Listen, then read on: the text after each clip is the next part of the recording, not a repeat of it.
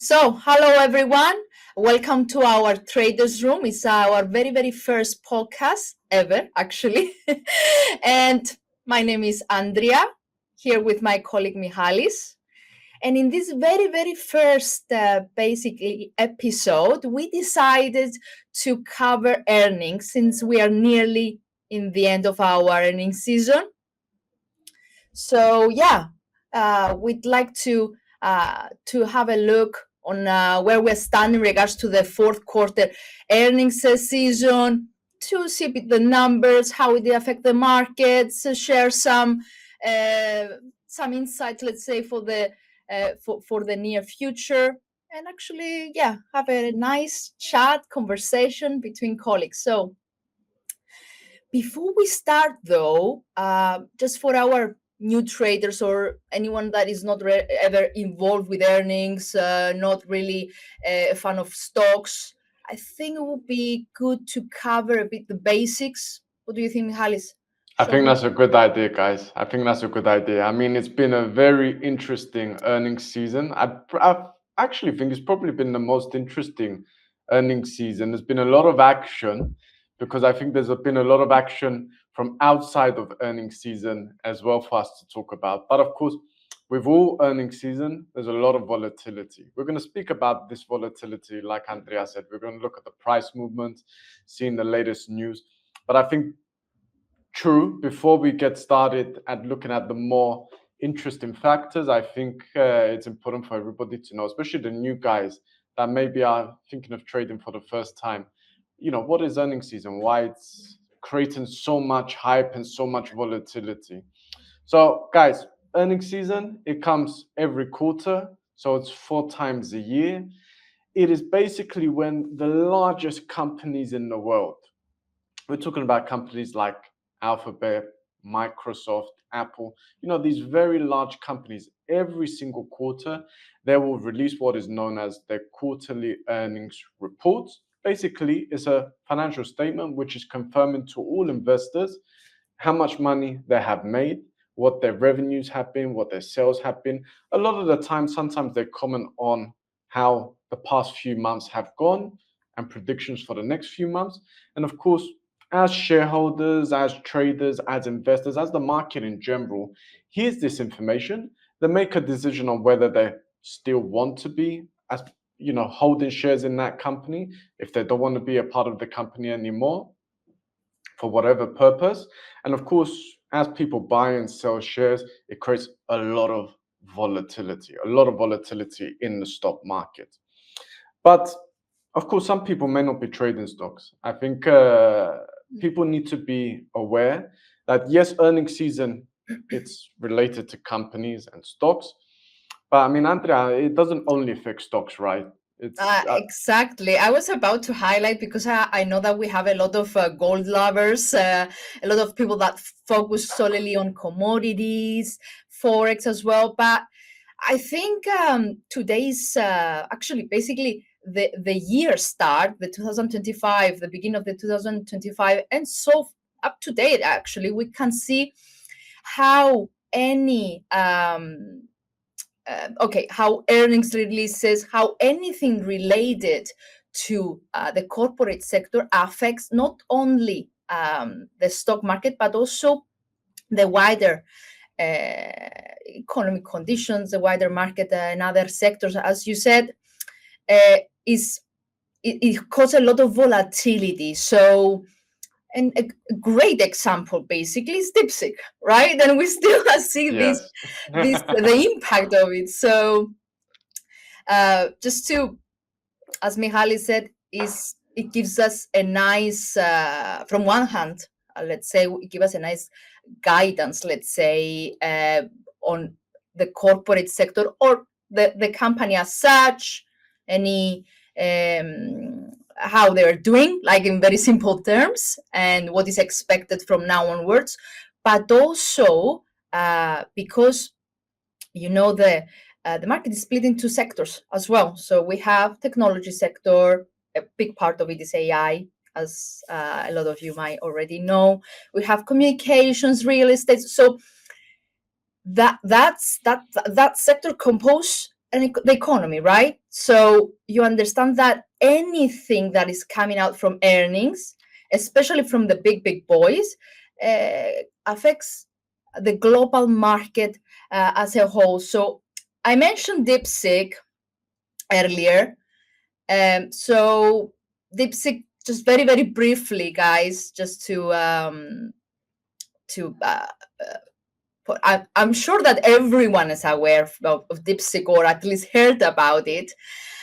But let's say is the competitor, a key competitor of US precisely for the AI sector. So way cheaper software. The US has spent trillions so far on AI infrastructure. Meta, Alphabet, I think everyone, right? Pretty much. I mean, definitely the most impactful companies anyway. They're all massively invested in AI.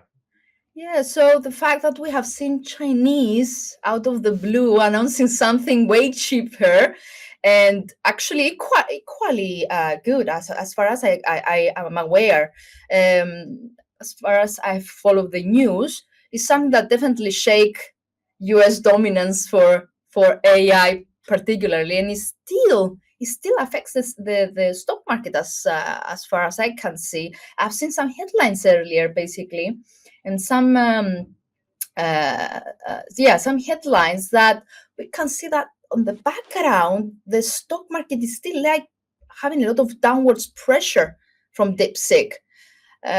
So what do you think that this will continue? I mean, it will be something that I think it really shocked I think investors globally because I mean, AI has really been a trend for about, I don't know, it's been like 2 years, I think. And it was always America AI, the Magnificent Seven. We never really ever heard about any competition. And I remember like 2 weeks ago, I think Friday, nobody knew about DeepSeek. And then by Monday, Sunday night, it was pretty much everywhere. And, we were looking at the stock market in general. And, the stock market, for example, the NASDAQ, it was down more than 5%. Friday was up. Monday morning, before lunchtime, it was down 5%, which is crazy. And, a lot of people were probably thinking, down 5%, are we going to see a recession? Has another conflict started? But it was all related to one company. So earnings season, it's really, and generally speaking, Nvidia, don't news. forget that. Yeah, exactly. There's a massive collapse. A single company, it has a ripple effect throughout the whole of the economy, the whole of the investment market. I mean, since DeepSeek and that crisis on that Monday, gold has been up more than 4%. The US dollar has been up more than 2.5% since that day. Andrea, I mean, you mentioned Nvidia. Nvidia was, I think that had a big collapse, I think, right?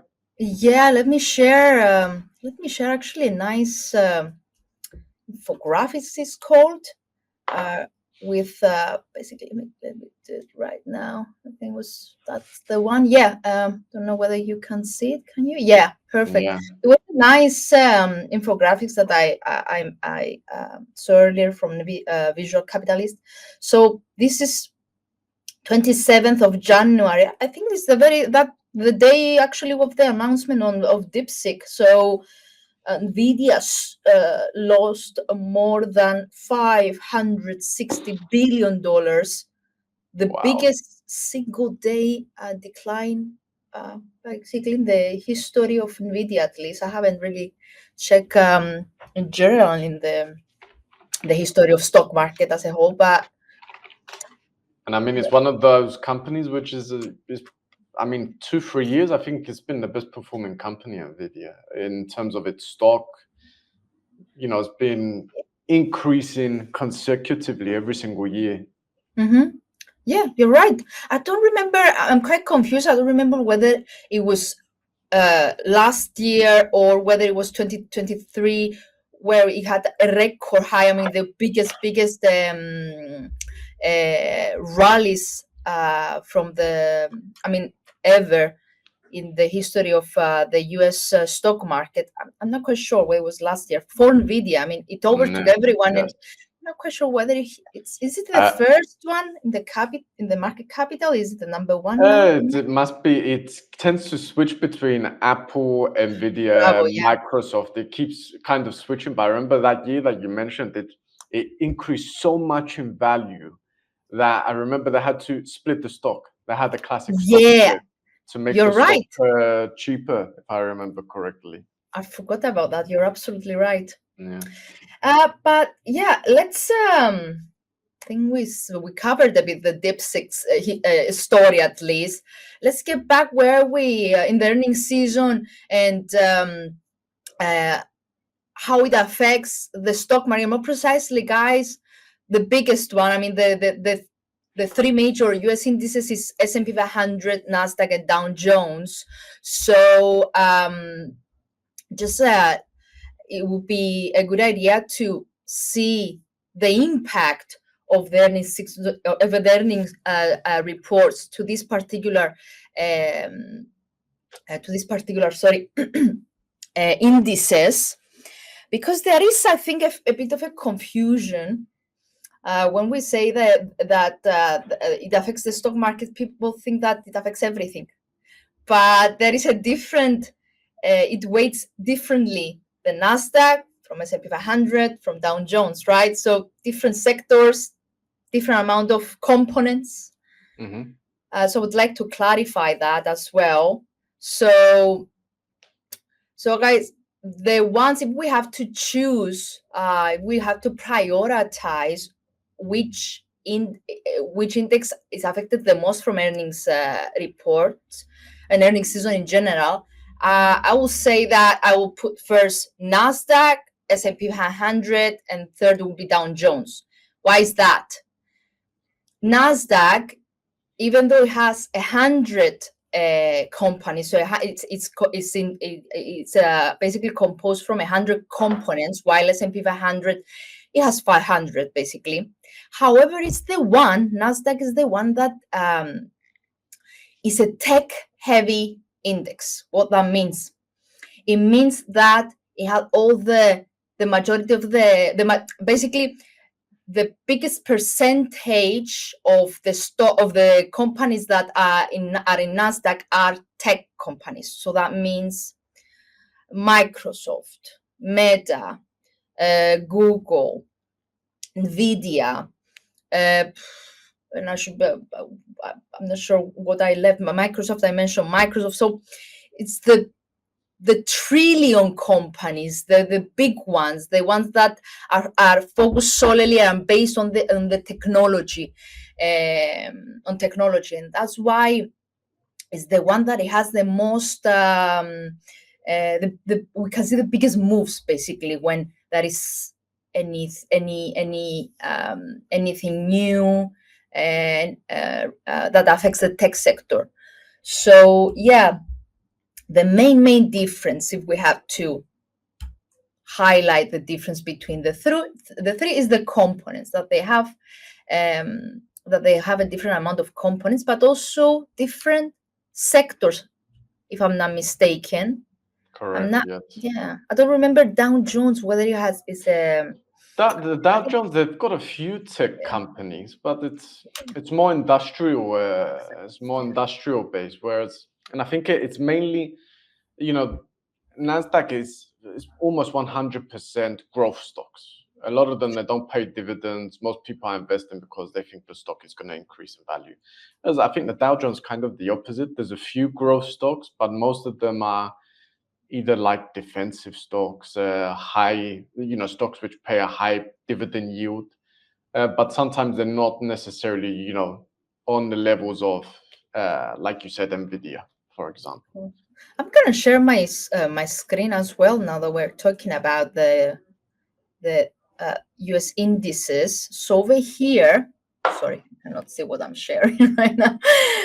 So over here we have, I put the daily S&P 500 just to, so the season started at mid-January, somewhere here. So we can see that initially we had some a bit of a boost to the upside, but since then, I mean, the last 3 weeks, we have seen a bit of a sideways move. It's how you will characterize earnings season? A good one this time, mixed one, bad one?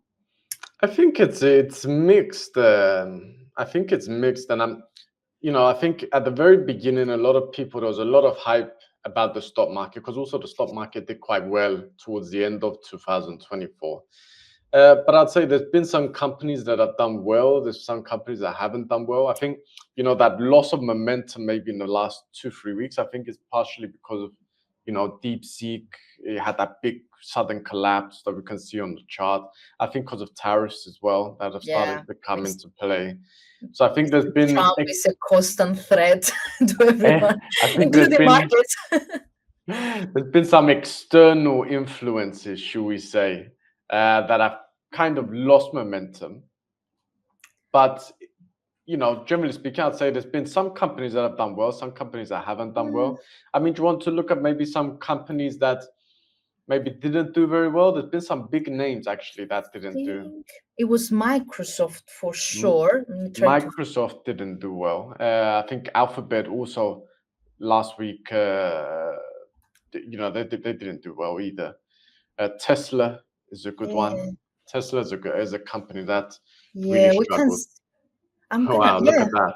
Yeah, that's Microsoft. And I think the announcement was on the 29th somewhere. Yeah, and it's where we have the gap down as well. And you mentioned Netflix, right? As well? Netflix, I think they beat expectations. Tesla had a terrible earnings season.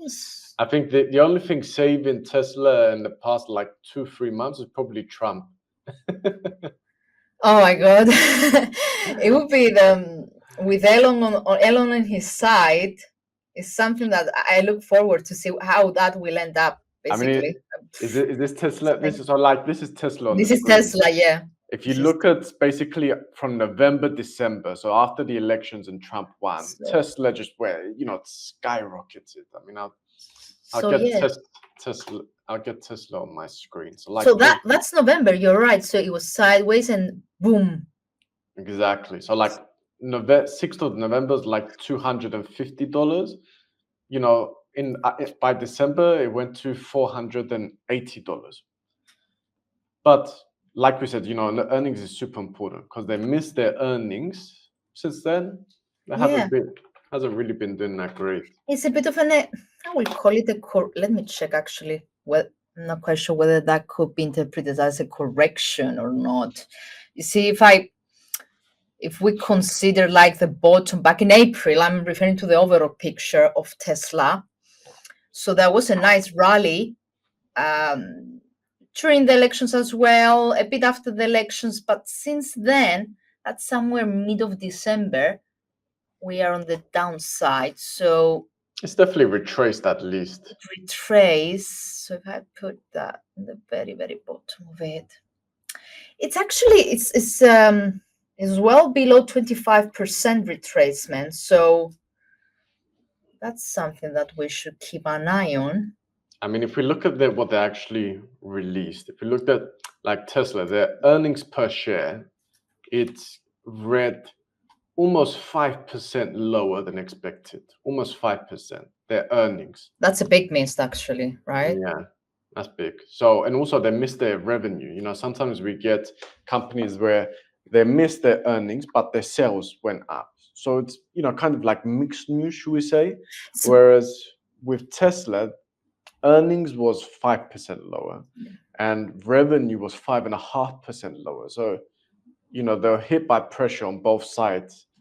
So I would say that's partially pressuring and causing this retracement that Andria's talking about. Yeah, and I'm quite wondering now with the news. I don't know whether haven't really checked or researched whether it will be affected. I mean, whether Tesla will be affected. But I was wondering this morning.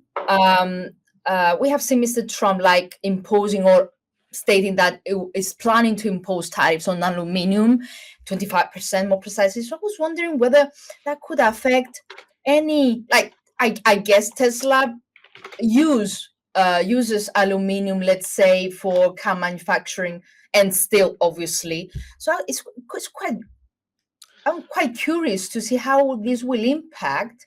It's Uh, interesting, actually. Yeah. that's just came up to my mind. I was like, are they using steel? Even though I think Tesla's production is mainly in China. That's quite Well, bizarre. Like, both aluminium, from what I'm reading here, they yeah. use both aluminium and steel. More, it says here that more aluminium is used than steel. But I mean, So it's like he's going against his body, right? exactly. He's stabbing him in the back. Yes, I that's. mean, if we look at Tesla, how the price movement before the market's open, because we have to keep in mind the market's Oh, still you're right. closed. Let me put the 1 hour or maybe 30 minutes. Yeah. So, Today, pre-market trading is down 1% pre-market trading, from what I can see here on Google. So maybe that's partially because of the news in regards to tariffs on steel and aluminium, and that could be the start. I mean, that, maybe going forward there will be more tariffs on other raw material, and again that could affect other companies as well. I yeah, mean, Tesla is the sixth most influential company true. for the Nasdaq. Um, I think did Alphabet have a bad earnings? I think Alphabet did. I think quite sure. I remember that for sure Meta did quite great. Alphabet had disappointing results, if I'm not mistaken. Yeah. Alphabet, Microsoft, and Tesla are the ones that disappointed the most. While the on the flip side, Meta and Netflix had pretty positive results. From what I'm reading here for Alphabet, it says the earnings and revenue came in exactly as expected. So they didn't beat expectations, but it wasn't below. But their revenue growth from the cloud sector Yeah. declined significantly, and they also gave poor guidance for the next quarter. So this quarter that we're currently in.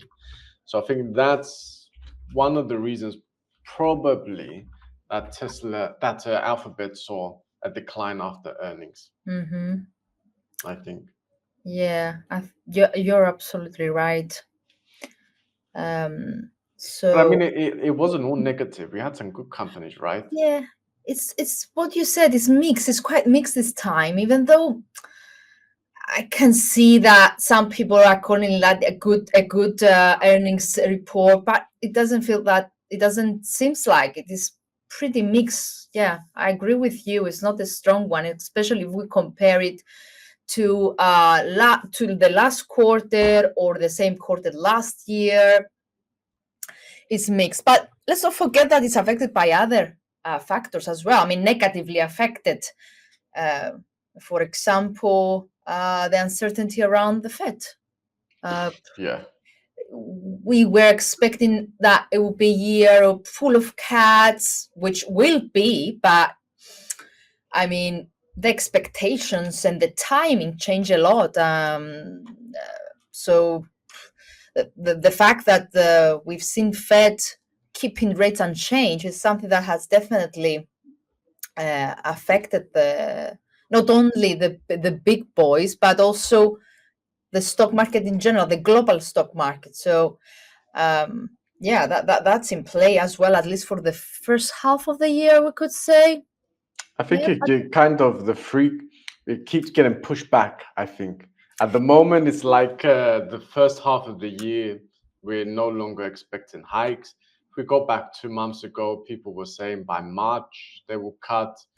If you go back, like to September when they did that big yeah, cuts that nobody was expecting, I think people were probably thinking they would have cut already. So it keeps changing. I think the Fed keep pushing it back. I mean, why do you think they keep pushing it back? I mean, most people 6 months ago would have thought they probably would have started cutting by now. It's the data and Mr. Trump. So we have, the Fed has to face a lot of uncertainties. Basically, this is the reason they are afraid to take the next step because of Mr. Trump, the uncertainty that he's causing, because he's like quite loud, if I can say that. I mean, he publicly announced that he's planning to do that, and that, and that. So have the trade war, I mean, a concern, like ongoing, basically trade war concern since December, even before he actually takes the White House. But also the data not really supporting, they're not really helping the Fed to take a decision and proceed with further rate cuts. That's why that's mainly the reason, I believe, because if we consider the last 2 years, we have seen from Fed, from ECB, from Bank of England, from everyone actually stating that we are data dependent. So like we are focusing only on the data. So the fact that from one hand, they have the uncertainty of Mr. Trump. From the other side, the data are still present quite a resilient economy. This is the main reason. Even though last Friday, when you had your live, we had a nice surprise from Fed perspective, I would say. Yes. It was a big miss, but I think this is what the Fed is chasing, right? To see a bit of a decisive slowdown in the labor market. So, I was wondering whether that would be enough to cut rates in March, or whether they will keep on the neutral stance. Yeah. I think it depends. I mean, a lot. I mean, in 2 days' time, we've got inflation as well. I mean, we've been now, I think inflation's risen for like 4 months consecutively, or maybe it's 3 months consecutively that it's risen. So we've got really close to that 2% target the Fed wanted to get to. Like you rightfully mentioned, now there's tariffs. Most likely there's going to be more tariffs. The Fed really want to see, because inflation's risen now for 3-4 months. There's going to be tariffs now. A lot of people and economists think, will that trigger a higher inflation? If that's going to trigger a higher inflation, then we really need something bad to happen to the employment sector. We had a miss on Friday with the NFP. Is it strong enough really to, prompt and pressure the Fed to look at a cut? It's something we'll have to, wait and see. Most economists and analysts at the moment are saying it's not yet enough to pressure them. Because, I mean, inflation, we got very close to 2%. Now we're at 2.9%, so we're almost at 3%. Especially on Wednesday, if inflation increases again, then I think maybe they'll start to become reluctant to cut interest rates. Unless, like you said, if we get another NFP miss and then another NFP miss, maybe they'll start to, feel that pressure that, okay, we don't want to cause a harsh landing. We don't want to cause a recession just yet. So I think we need more data, more bad data from the employment sector, or to at least see that we're not going to see inflation continue to decline under a Trump presidency. Yeah, and also we need to see whether Mr. Trump will actually do everything that he announced in his agenda, because all of this everything that he had in this agenda are actually could cause some inflationary pressure. So this is also something that Fed is afraid of.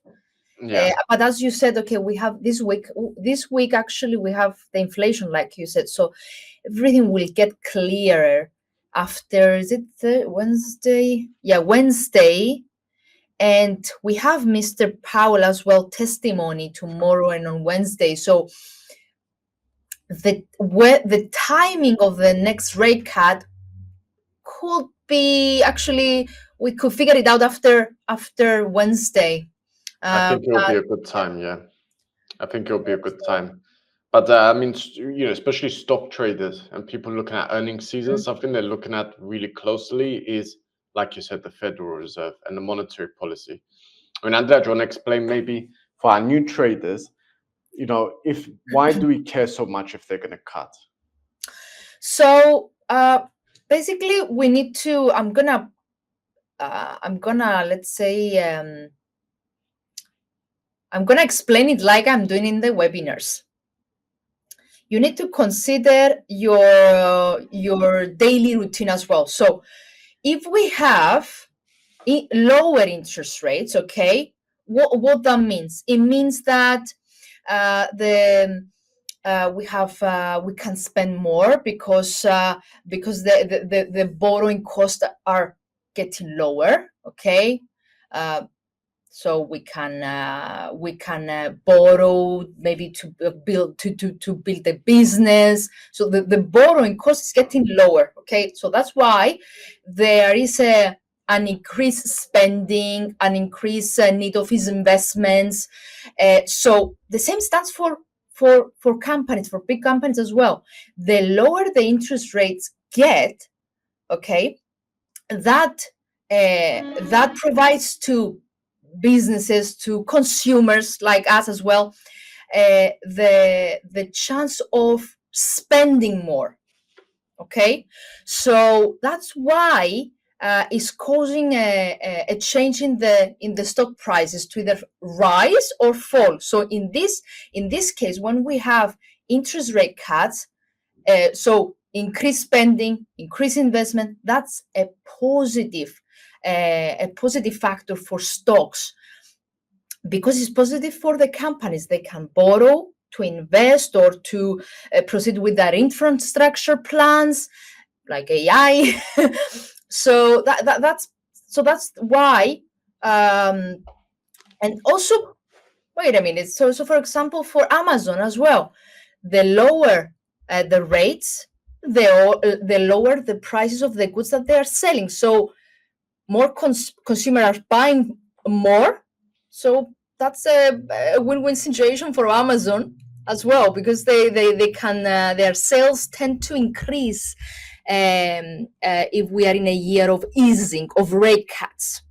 I think it's the first thing that everybody does. As soon as they've got more money, all of these come, Amazon, Apple, a new iPhone, a new Tesla car. As soon as we have some more money, yes, we invest more, and that's also good for the stock market, but we will buy more from these companies. Exactly. So yeah, it's like us. If I can see the goods of what I need, I mean, especially for women, guys. If I don't know, bags, shoes, if I can see getting cheaper, I tend to buy more, even though I don't need them. So, so yeah, I spend more when I see big percentage sales. I mean, so it's human like psychology, greatness, call it whatever you want. We tend to spend more. On Bloomberg, they've got an advertisement that they play every single day, and they say that women will drive the economy. That's what they said. Women in 2025, 2026, they will drive the economy because they influence as well their husbands and their own and everybody's decision making. So I believe that's true. I mean, not only for this year. So guys, we need to analyze earnings, analyze the Fed, and we need to analyze our misses as well. Yeah, and to control your misses as well. But either way, I mean, we're coming to the end of earnings season, guys. We saw a lot of external factors, like we mentioned. We saw DeepSeek, we saw Trump, the Federal Reserve, they're starting to indicate they're going to cut less, in the first 6 months, like we said. We've had some big companies release this week. really large misses. We've had some companies release really, should we say, magnificent beats, such as Netflix, such as Meta.